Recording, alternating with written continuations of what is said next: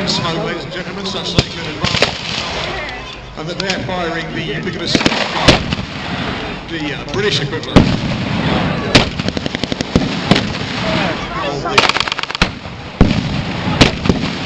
The British are laying down some form of mortar. Some kind of layers reach. It's like killing them. He's coming this way, not that way. He's throwing it forwards.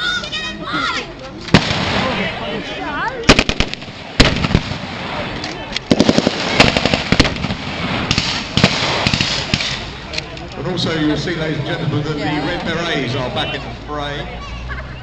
Knowing that the position by radio contact, ladies and gentlemen. The picture.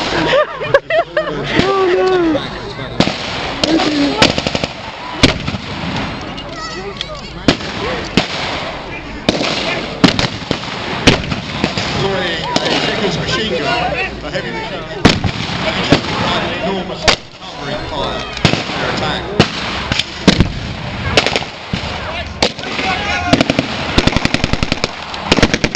Also through the smoke, ladies and gentlemen, some of the affair.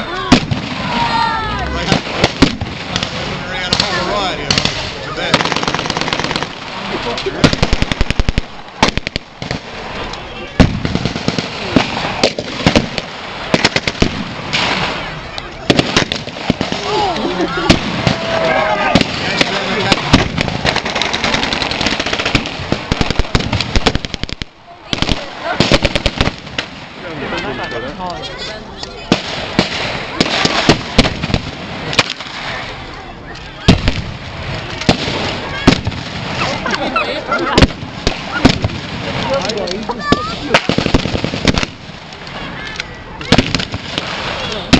Of course, ladies and gentlemen, advancing into the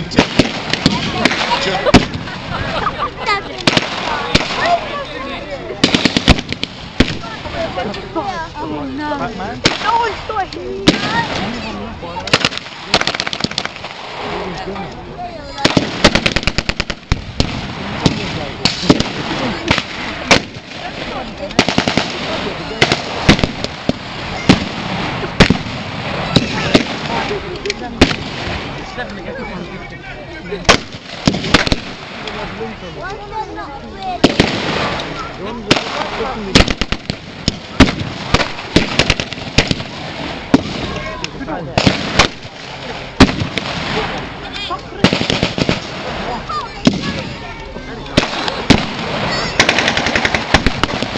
Yes, casualties mounting on both sides, British infantry and Germans appear to be taking a bit of a pounding. Yeah.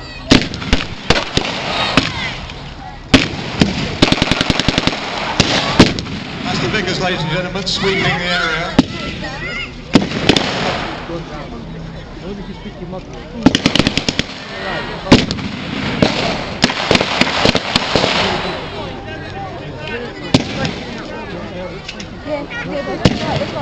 Some of the Germans are still holding up, ladies and gentlemen.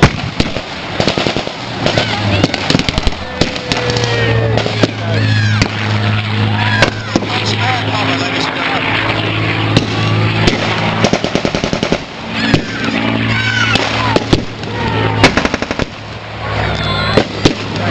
Yes, despite the weather, ladies and gentlemen, air power is also on.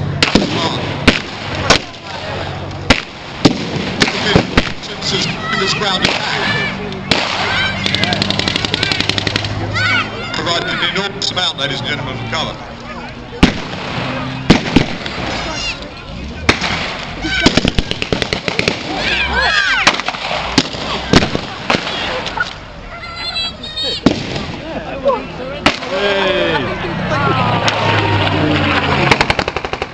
Yes, ladies and gentlemen,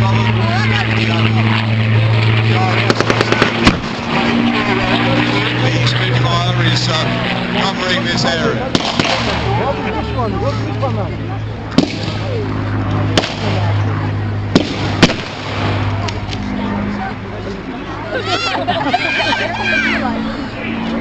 Some of the Germans are being forced by sheer force of will, ladies and gentlemen, to the ground, captured.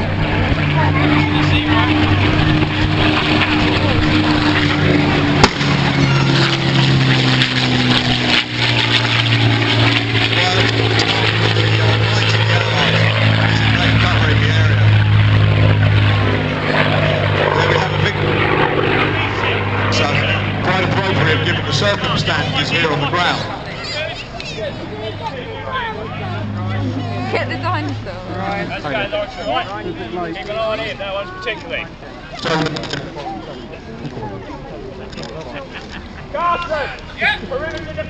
So, ladies and gentlemen, it would appear that the British and American forces have won the day.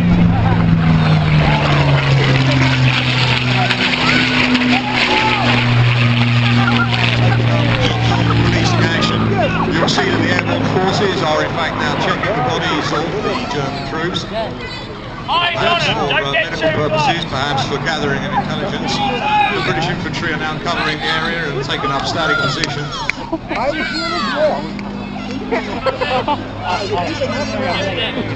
And perhaps the radio operator on the ground has got the capacity to actually speak to the 2nd Tactical Air Force Spitfire above us in order to ensure that they are, in fact, fully aware that this particular facility is now in Allied hands. On his knees, get him on his knees, hands on his head. There's nothing quite so evocative, ladies and gentlemen. It's the sound of the Berlin engine of the Spitfire above us.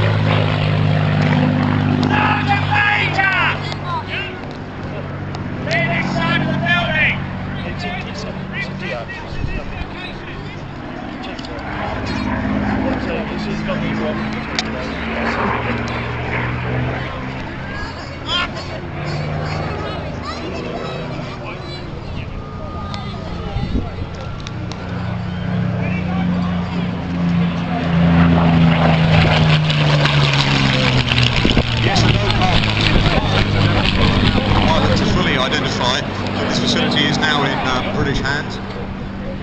The prisoners are being triaged. That means that they're being selected for their intelligence importance. Any officers, of course, will be subject to more intense interrogation than those simple infantrymen. And medics are attending to the wounded. Of course, there's always one stray German, ladies and gentlemen, willing to die for Führer and fatherland. Remember, there were 12 years of Nazi rule prior to this liberation of Germany.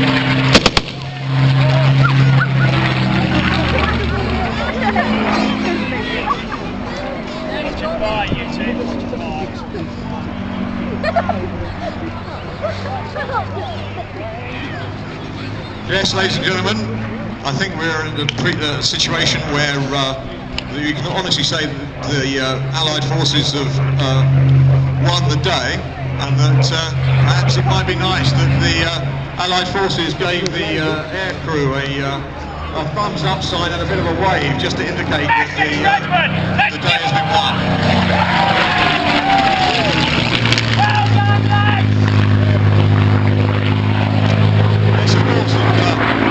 Ladies and gentlemen, you in the audience would care to show your appreciation of the aviation above us, please feel free to do so. Give the high away.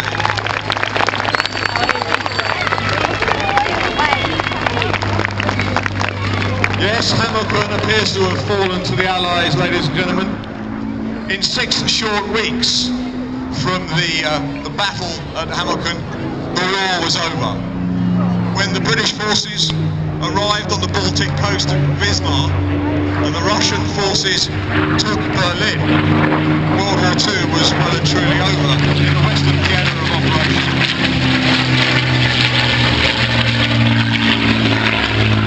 Just Japan go. And there we have a bit of a victory roll from the aircraft, ladies and gentlemen, as he disappears behind the trees. Ladies and gentlemen, I declare this battle over. Index, Index.